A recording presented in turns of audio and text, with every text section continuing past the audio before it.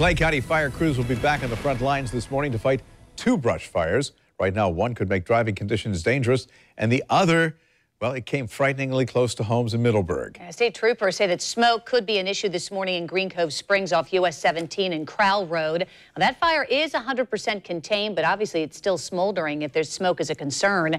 The second fire is in Middleburg off of Pine Ridge Parkway. Richard's tracking rain that could help knock down the extremely dry weather we've been seeing. And Channel 4's Chris Parento is live in Middleburg. Homes still under the gun this morning?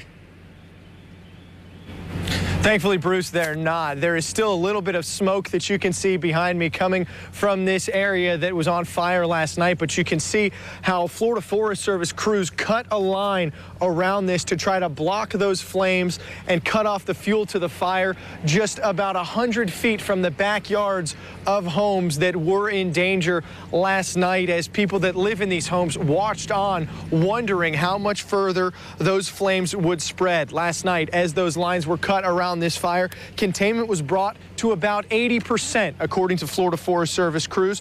They say that there was one pocket of unburned fuel left for this fire, but once that was done, it would be closer to 100%. Those crews will be back out here this morning, and they say this fire is between 6 and 10 acres burned. In Green Cove Springs, the fire there was more than triple that at nearly 36 acres burned. But that fire now 100% contained. We're told that fire started near the railroad tracks, but never threatened any of the homes. Again, people living here, though, in Middleburg say they were worried watching this fire last night as it crept closer to their houses.